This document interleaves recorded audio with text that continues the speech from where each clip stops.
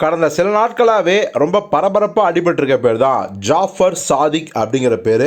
இவர் யாருன்னு பார்த்தீங்கன்னா, நம்ம அமீர் இயக்கிட்டு இருந்த இறைவன் மிக பெரியவன் படத்தோட தயாரிப்பாளர் மற்றும் சில படங்களை தயாரிச்சிருக்காரு. இன்னும் சொல்லப்போனால் அமீரோட காஃபி ஷாப் மற்றும் உணவகம் ரெண்டுலேயும் அவர் ஒரு பார்ட்னர். அது மட்டும் கிடையாது, திமுகவில் மிக முக்கியமான ஒரு பொறுப்பில் இருக்கிறவர்.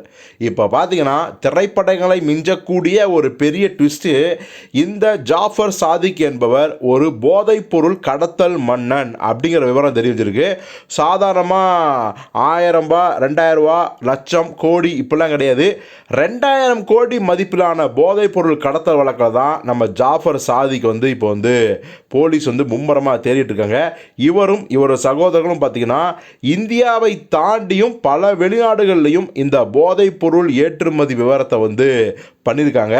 ஸோ இதனாலேயே அமீர் போன்ற இயக்கங்களாம் மிகப்பெரிய அதிர்ச்சி அடைஞ்சிருக்காங்க. ஏன்னா அமீர் தான் அவர் கூட ட்ராவல் பண்ணார்.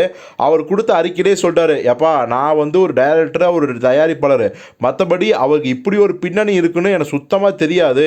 அப்படி உண்மையாலுமே அவர் தப்பு பண்ணியிருந்தா அவர் கண்டிக்கப்பட வேண்டியவர் தான் அப்படின்னு அவரும் ஓப்பனாகவே சொல்லிட்டாரு. இப்போ இந்த நேரத்தில் ஜாஃபர் சாதிக் திமுக மிக முக்கியமான பொறுப்பாளர்.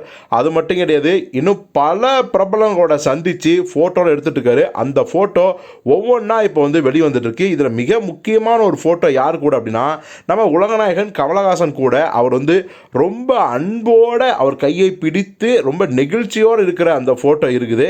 இப்போ இந்த ஃபோட்டோவை பார்த்த எல்லாருமே கமலை பயங்கரமாக கலாய்க்க ஆரம்பிச்சாங்க.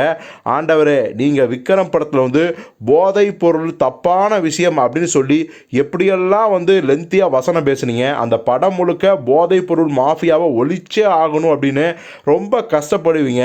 ஆனால் நிஜத்தில் பாருங்கள், ஒரு போதைப் பொருள் கடத்தல் மன்னனே உங்கள் ஆஃபீஸ்க்கு உங்கள் கூடவே நின்று சிரித்து உங்கள் கையை பிடிச்சி பேசி போயிருக்கா அப்படி.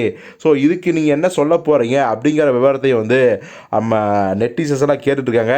ஸோ ஏற்கனவே திமுகவோட எல்லா பொறுப்புகளிலிருந்தும் நம்ம ஜாஃபர் சாதிக்க திமுக தலைமை அவரை நீக்கிருச்சு. இப்போ அடுத்த கட்டமாக ஜாஃபர் சாதிக்கை பிடிச்சி விசாரணை செய்யும் போது தான் அவர் கூட யார் யாரெல்லாம் லிங்கில் இருக்காங்க, அவருக்கும் தமிழ் திரையுலகுக்கும் இந்த பட விவகாரம் மட்டும்தான் சம்மந்தமா, இல்லை வேற ஏதாவது குடுக்கல் வாங்கல் டீலிங் இருக்கா இல்லையா அப்படிங்கிறதெல்லாம் தெளிவாக தெரிய வரும்.